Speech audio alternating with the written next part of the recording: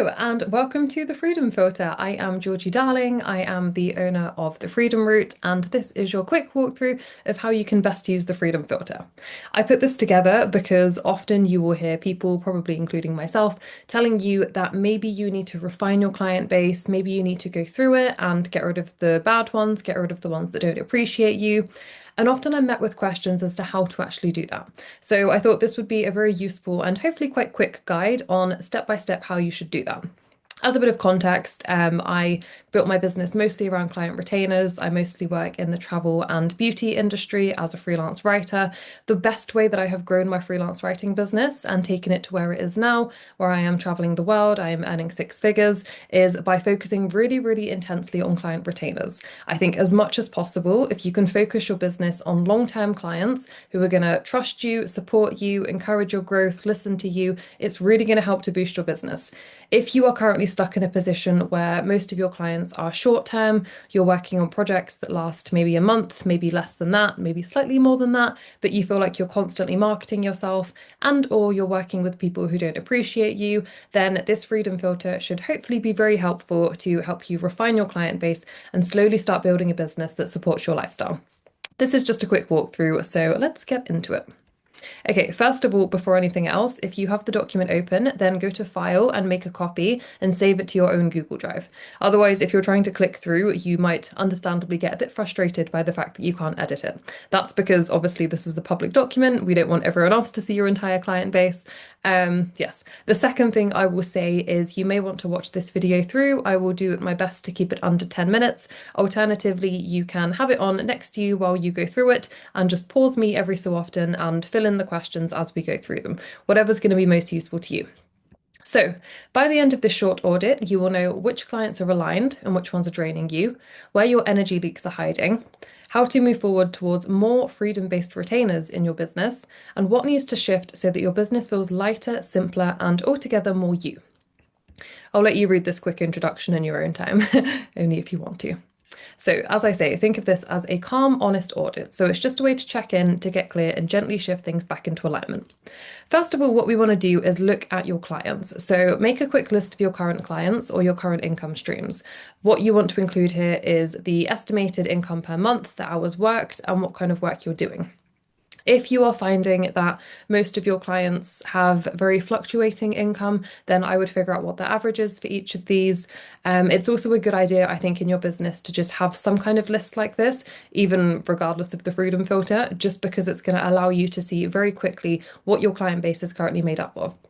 This is something that I've kept in my business for as long as I've had my freelance writing business, and it's allowed me to just look back every so often, get an idea of what the average income that I was earning at the time, on a monthly basis, annual basis, whatever it may be. And it's just really useful for tracking your progress as well as your business continues to grow. So first of all, do that. Then what we want to do is go through and ask yourself three quick questions. Which of these clients do I actually enjoy working for? Which of them feel heavy or time consuming? And am I getting paid fairly for the time and the energy that this takes? What might be quite useful to do here, especially if you're a visual learner like I am, is to go through and color code them. So you might want to go through and color code the clients in green that you enjoy working with, and the ones in red that you don't enjoy working with, and maybe a nice orange tone for the ones that have their pros and their cons. You may also find that some of them have green flags and red flags. For example, they may pay you well, but they may be absolutely awful to work with, or it may be that they pay you terribly, but they're a really lovely client. I will let you interpret those ones as you wish, but ultimately we want to figure out who is a net positive and who is a net negative in terms of helping your business grow or pushing it back down. On to part two. So now let's look beyond the numbers. So what we want to do now is rate each client or each stream of income from 1 to 5 based on the following. So do you look forward to working with that client? Do you feel respected and valued? Is the communication clear and calm? Does this work energize me or drain me? I think that's a very important one. And would I say yes to this again today? I love this last question because I think often, and I say this from my own experience, you can end up saying yes to a client and starting the process with them and actually thinking, why the hell did I sign up to this? They are not the person I thought they were. And at that point, you can often be stuck in this, what's the phrase? sunken cost fallacy. That's the phrase of when you've already put so much time and energy into something and then you think, oh, well, I can't give up on it now. So for those kind of clients, we want to think, would I say yes to this again today? If I had all of the information about this client that I now have, would I still say yes? What we want to do next is take a look at the patterns. So this will give you a bit more guidance on the color coding that we did above. What is lighting you up and what is dragging you down?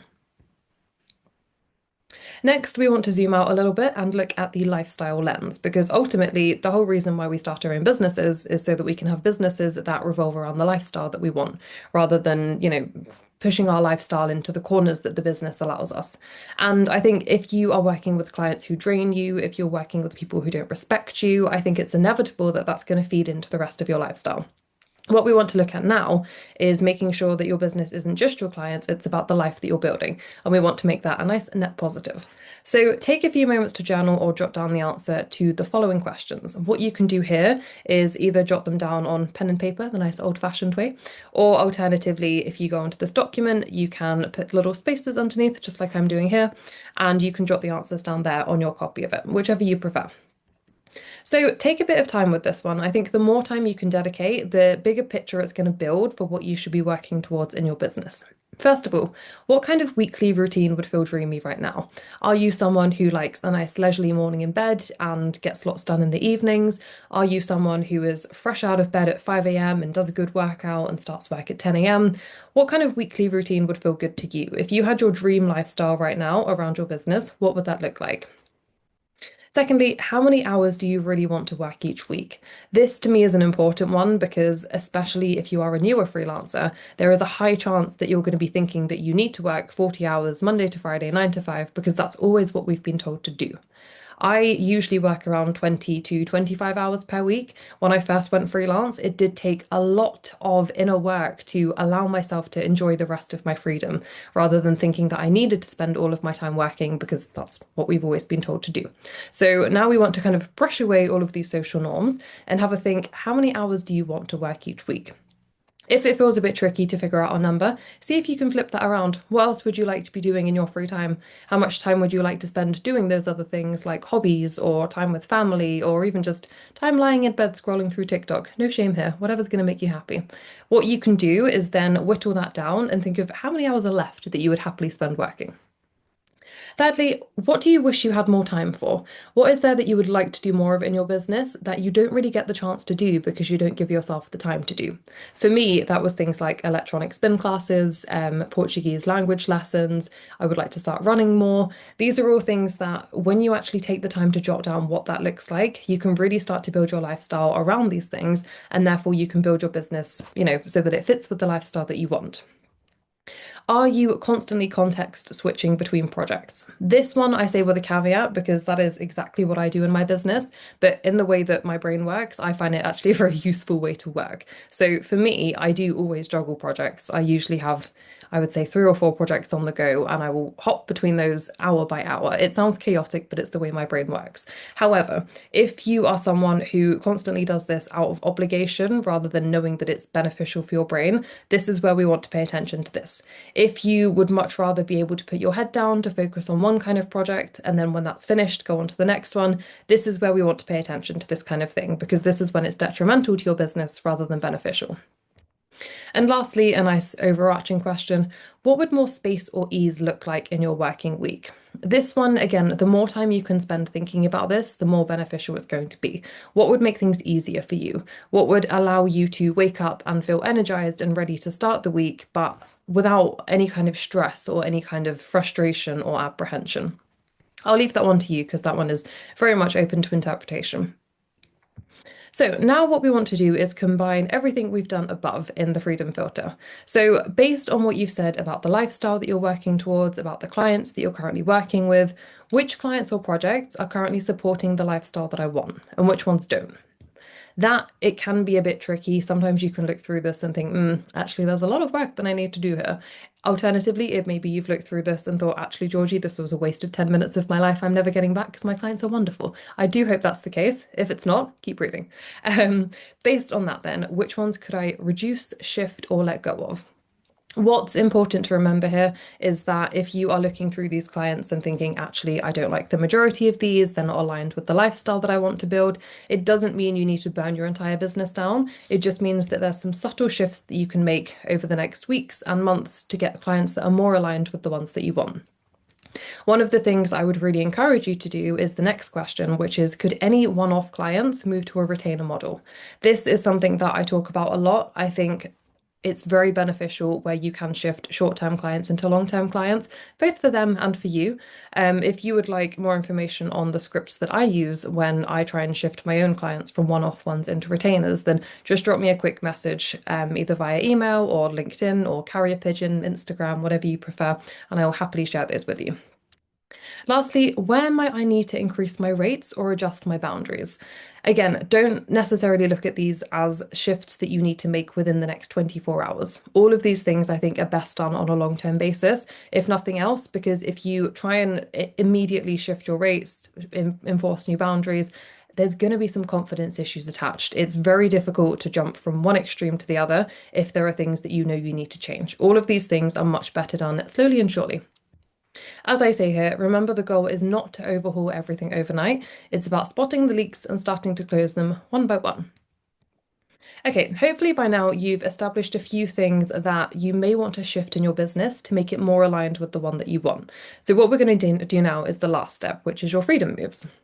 Let's turn your insights into action by picking one or three, or two if you prefer, small shifts that you can make over the next month. The trick here is that we want to make them doable but impactful. So if you're not sure where to start, I've left you some examples here. So you could set some new working hours and communicate those to your clients, implemented from next month, let's say. You can audit your client boundaries and tweak one of them, implement that, build the confidence from having asserted it, and then tweak the next one, and so on. Have a conversation about moving a client project to a monthly retainer. That is one that I would recommend all of you to do if you haven't already. You can raise your rate for the next inquiry that comes in. Scary, but a very, very good thing to do, and probably something that you are overdue to do anyway. And you can block one no client day per week. This, I think, personally is invaluable. I always have Mondays and Fridays without any kind of client communications, unless it's someone I really like, just because that gives me more of an opportunity to put my head down and focus with no distractions in the way. It's really, really beneficial for giving you that time and uninterrupted space to work on your business rather than in your business in the day-to-day stuff. So maybe you'll want to pause this video here and have a think and write down one, two, or three of the freedom moves that you're going to implement. So I hope that was helpful. And just as a quick reminder, you don't need to start your whole business from scratch again. You just need to get clearer. All of these shifts are things that you can make in your business. And if you do them one by one, it's not going to take you a long time before you have built the business that you dream of. The freedom filter is your first step towards a business that fits your life, not the other way around. So anytime that things are starting to feel cluttered, just go through it once again, let it guide you back to the version of you who started your whole business in the first place. If you've got to the end and you are feeling a bit called out by your freedom filter results, then, 100% you're not the only person. I go through this myself sometimes. It's a very useful reflection every so often. However, if you have got to this point and it has sparked something, you would like a bit more insight, I would love to invite you to book a 30-minute audit call.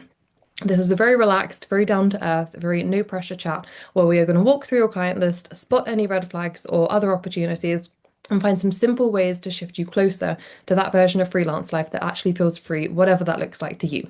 It's only a 30-minute call. You'll leave with clarity, confidence, and a few next steps that you can implement right away. So if you would like to book one of those, then you can click this link here. Alternatively, just drop me a quick message through any of the ways that I mentioned before, and I would love to get you booked in. I hope that was helpful, and please keep me updated. I would love to hear how you're getting on with all of these things, and thank you again for downloading the freebie. I hope it's useful. Have a wonderful day, and I will speak with you soon.